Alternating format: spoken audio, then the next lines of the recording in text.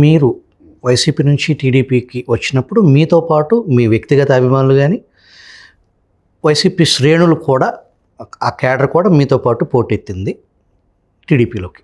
ఆ కొత్త నీరు ఈ పాత నీరు కలిసి సవ్యంగానే సాగుతుంది. ఏదన్నా చిటపట్లు సమస్యలు ఏమైనా ఉన్నాయి? సమస్యలు చాలా ఉన్నాయండి. ముందు నేను వచ్చేటప్పుడే వైసీపీలో నాతో పాటు వచ్చే క్యాడర్ అందరికీ చెప్పాను, మనం అక్కడికి వెళ్తున్నాం, వాళ్ళని గౌరవించి వాళ్ళు ఫస్ట్ మీరు నెక్స్ట్, దానికి ఇష్టపడితే నాతో పాటు రండి అని చెప్పా. దానికి ఇష్టపడ్డోళ్ళే వచ్చారు.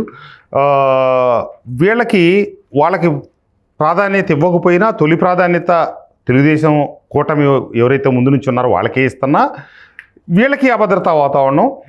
వాళ్ళేమో ఎమ్మెల్యే గారు అంతా మేము ఆయన్ని నమ్మి ఆయన వెనక వచ్చిన ఆ పార్టీని వదిలేసి మమ్మల్ని ఆయన ఫస్ట్ వాళ్ళనే అడిగి వాళ్ళనే మాట్లాడి వాళ్ళు సరే అంటేనే చేస్తున్నారు, మాకు చేయట్లేదని వీళ్ళలో కొంతమంది గొడవకు దిగుతూ ఉన్నారు. ఆ రకంగా ఇటీవల ఒక నాయకుడు వెళ్ళిపోయి వైసీపీలో మళ్ళీ తిరిగి చేరటం కూడా జరిగింది. ఇది నాతో పాటు వచ్చిన వ్యక్తి అనమాట.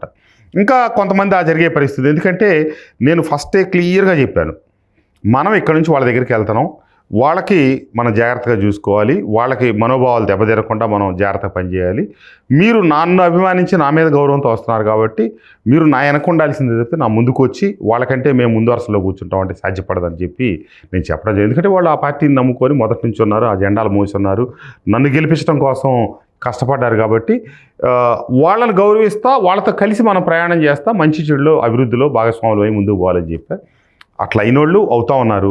కొంతమంది ఎమ్మెల్యే గారు మమ్మల్ని పక్కన పెట్టారని చెప్పి కొద్దిగా బాధపడుతూ ఉన్నారు. వీళ్ళందరినీ సర్దటానికి ఈ సంవత్సరంన్నర బట్టి నేను చెయ్యని ప్రయత్నం లేదు, ప్రతిరోజు చేస్తూ ఉన్న ప్రయత్నమే.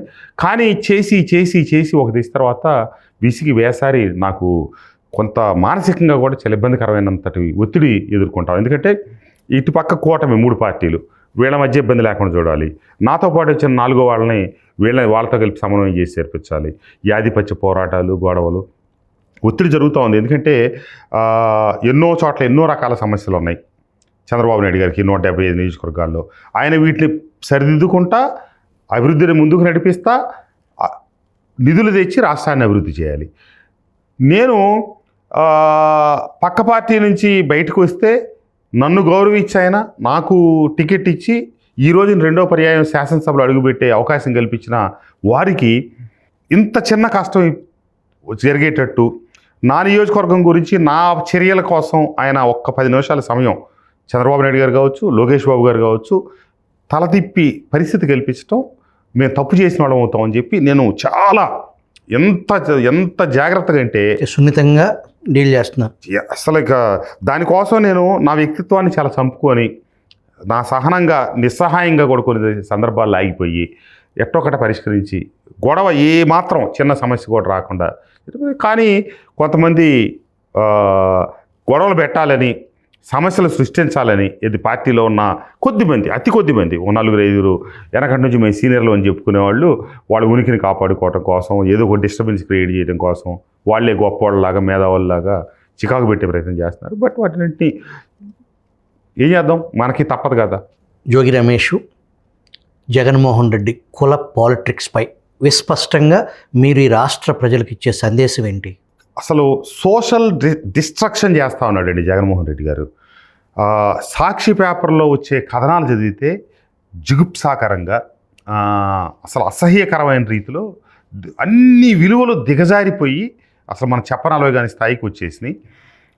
అసలే ఇప్పుడున్న కాలమాన పరిస్థితుల్లో ఈ సోషల్ మీడియా గందరగోళంలో ఇబ్బంది పడుతూ ఉన్నాం.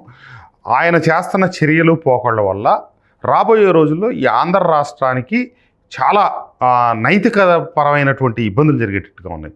ఎందుకంటే ఎక్కడో కలిసి ఉంటారు కొద్ది దశాబ్దాల పాటు, కొన్ని సంవత్సరాల పాటు, వాళ్ళిద్దరి మధ్య తగు వచ్చి వాళ్ళు కొట్లాడుకుంటే దాన్ని కులాల కింద చిత్రీకరించడం లేదా మతాల కింద చిత్రీకరించడం, ఏ సందర్భం ఏ సమయం వస్తే దాన్ని ఎట్లా వాడి దాన్ని పెద్దది చేద్దామనే ప్రయత్నం చేయటం.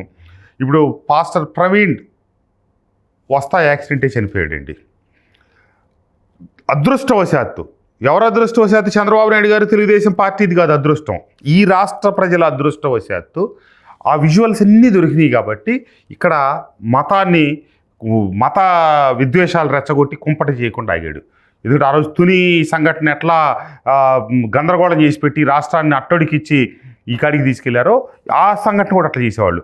ఈ రాష్ట్ర ప్రజల అదృష్టం బాగుండి ఆ వీడియో క్లిప్పింగ్స్ అన్నీ ఆయన తీసుకోవటం, జారి పట్టాలు 10 చోట్ల, స్పృహ లేకుండా పడి ఉండటం, ఇన్ని చూసిన తర్వాత ప్రజలు అయ్యో ఆ రకమైనటువంటి ఎవిడెన్సెస్ మీకు ఎన్నిసార్లు దొరుకుతాయి అంటే లేనప్పుడు ఇక రెచ్చగొట్టేట్టేగా. ఇప్పుడు మొన్న ఆ ప్రకాశం జిల్లాలోనో నెల్లూరు జిల్లాలోనో ఎక్కడో కందుకూరు ఇద్దరు స్నేహితులు కలిసి వ్యాపారాలు చేశారు, వ్యవహారాలు చేశారు. ఎక్కడో వాళ్ళకి చివరి గొడవలు వచ్చినాయి. ఒకడో పనికిమాలినోడు పాపం ఇంకో వ్యక్తిని అనవసరంగా చేసి చంపాడు. అక్కడ కులాలను రెచ్చగొట్టి ఇట్లా అతనికి ఈ అవకాశం. ఆ విషయంలో సార్ 2వ తారీఖు హత్య జరిగితే అదే రోజు తండ్రి, ఆ హత్య చేసిన కొడుకు తండ్రి పోలీస్ స్టేషన్కి వెళ్ళి యాక్సిడెంట్ డ్రామా ఆడితే కాదు ఇదేదో తేడాగా ఉందని చెప్పేసి పోలీసు విషయంలో 3వ తారీఖు ఆయన జైలుకి పంపించారు.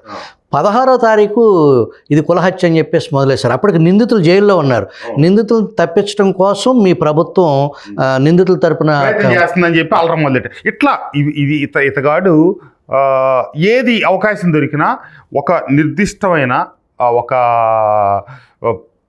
పద్ధతి ప్రకారం ఒక ప్రతిదానికి ఒక విధానం ఉంటుంది కదండి. ఆ విధానంలో రాజకీయాన్ని ముందుకు నడపట్ల ప్రతిదీ కూడా విద్వేషపూరితంగానే ప్రజలను రెచ్చగొట్టి కాలం వెళ్ళదీయాలని, లేకపోతే దాని ద్వారా మళ్ళీ అధికారంలోకి రావాలనే ప్రయత్నమే తప్పితే అతని విధానాలు, అతను గతంలో ముఖ్యమంత్రిగా చేసిన ఒకవేళ తప్పిదాలు ఉంటే వాటిని సరిదిద్దుకొని, లేకపోతే ఈ ప్రభుత్వం చేసే పనులు తప్పిదాలు ఉంటే కనుక నిర్మాణాత్మక ప్రతిపక్ష పాత్ర పోషించి తద్వారా ప్రజల్లో మన్ననలు పొంది గెలుద్దాం. ఏం లేవు, ఎంతకాడికి కులాలు రెచ్చగొడదాం, ఏదో రకంగా నేను మళ్ళీ గెలుద్దాం, ఇదే దూరంలో ఉన్నాడు. మా ప్రభుత్వం అధికారంలోకి రాని నేను ఏదో పీకుతానంటున్నాడండి. మరి ఇంకా 3.5 సంవత్సరాల తర్వాత ఈ ప్రభుత్వం వచ్చి నువ్వేదో చేస్తావు అనుకుంటే మరి ఈ ప్రభుత్వం ఇప్పుడే ఏం చేయొచ్చు కదా, ఏదో ఒకటి నీ కేటర్ని అంతా అనగదొక్కొచ్చు కదా. చంద్రబాబు నాయుడు గారు తొలి సమావేశంలో ద్వితీయ లెజిస్లేచర్ పార్టీ మీటింగ్లో చెప్పింది ఒకటే, మీరు చట్టానికి విరుద్ధంగా ఏ పని చేసినా నా గుమ్మం దొక్కే పని లేదు, నా దగ్గరకు వచ్చే పని లేదు, మీరు కట్టించోడి పోవటమే, నేను ఇంత కూడా ఉపేక్షించని చెప్పి ఖరాఖండిగా చెప్పారండి. ఎవరికి వాళ్ళు ఎమ్మెల్యేలు వాళ్ళ పని వాళ్ళు చేసుకెళ్ళటం, ఎక్కడో కొన్ని సంఘటనలు జరుగుతూ ఉంటాయి. ఫస్ట్ ఏ సంఘటన జరిగినా మొట్టికాయలు పడేది ఎమ్మెల్యేలకే. చంద్రబాబు నాయుడు గారు అంత స్ట్రిక్ట్. అదే జగన్మోహన్ రెడ్డి గారు స్వయంగా నన్ను పిలిచి చెప్పాడు 3 సార్లు, నువ్వు చంద్రబాబు నాయుడిని తిట్టావు, లోకేష్ని తిట్టావు, పవన్ కళ్యాణ్ని తిట్టావు, నేను నిన్ను ఎందుకు ఓన్ చేసుకోవాలి అట్ట చెప్పిన వ్యక్తి ఆయన. అదే చంద్రబాబు నాయుడు గారు క్లియర్ కాబట్టి జోగి గెలిపిస్తాడు, తిడుతున్నాడు కాబట్టి, జోగి తిట్టాడు కాబట్టి మంత్రి ఇచ్చాడంటారు. జోగి తిట్టాడు కాదు, జోగి చంద్రబాబు నాయుడు గారి ఇంటి మీదకి వెళ్ళాడు కాబట్టి మంత్రి పదవి ఇచ్చాడు.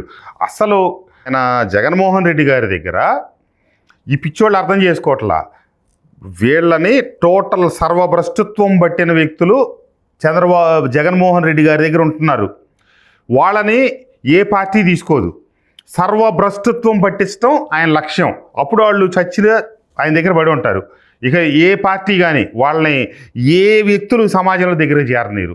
ఈరోజు నేను మీకు చెప్తున్నానండి, ఈ ప్రేక్షకులు కూడా చూడండి, అతను ఎన్టీవీలో మాట్లాడిని, TV9లో మాట్లాడిని, యూట్యూబ్లో వీడియోలు షార్ట్స్ ఉన్నాయండి. దాంట్లో నేను ఇప్పుడు వస్తానే చాలా ఆ కామెంట్స్ చదువుతూ వచ్చాను. అతని వైఫ్ ఏదో మాట్లాడుతున్నాయి అయ్యి వీటిని 100 కామెంట్లు ఉంటే 95 కామెంట్లు అతన్ని పిచ్చి తిట్లు తిడతా పెట్టిన కామెంట్లే. అతను కనుక అసలు ఆ కామెంట్లు చూస్తే అతను మాట్లాడిన విధానం, అతను మాట్లాడిన వాటి మీద ప్రజల అభిప్రాయం ఏంటన్నది అర్థం ఉంది. చూడండి అసలు ఎంత ప్రతి దీని మీద ప్రజలు అన్నీ చూసి చూడట్టు పోతూ ఉంటారండి, కానీ అన్నీ అబ్జర్వ్ చేస్తుంటారు. అంత పూర్తిగా వీళ్ళ వెధవల్ని ఎంకరేజ్ చేస్తారని కూడా మనం అనుకోవద్దు. కొన్ని పరిస్థితుల్లో డెమోక్రసీలో ఉన్న బ్యూటీ, డెమోక్రసీలో ఉన్న బ్యాడు రెండు బ్యూటీ ఏంటంటే ఒక సాధారణమైన కుటుంబం నుంచి వచ్చిన నరేంద్ర మోడీ గారు, చంద్రబాబు నాయుడు గారు ప్రధానమంత్రి, ముఖ్యమంత్రులు అయ్యి పరితపిస్తూ ఉన్న విధానం చూస్తున్నాం. ఇంకో రెండో పక్కేమో జోగి రమేష్లు, వైఎస్ జగన్మోహన్ రెడ్డిలు రెచ్చగొట్టి గెలిచి రెండో పక్క ప్రజాస్వామ్యాన్ని కూని చేయటాన్ని చూస్తున్నాం మనం ఇక్కడ. కాబట్టి మళ్ళీ ప్రజలే వీటికన్నిటికీ ముగింపుకి ఏమైనా ఇబ్బందికరమైన పరిస్థితులు, పరిణామాలు ఇవన్నీ. ఈ రాష్ట్రానికి 2029 ఎన్నికలే నా దృష్టిలో చివరి పరిష్కారం. ఇంకొకసారి ఇదే పరిస్థితి కనుక కూటమి గెలిస్తే అవతల ఈ అరాచకవాదులు ఉండరని నేను అనుకుంటున్నాను.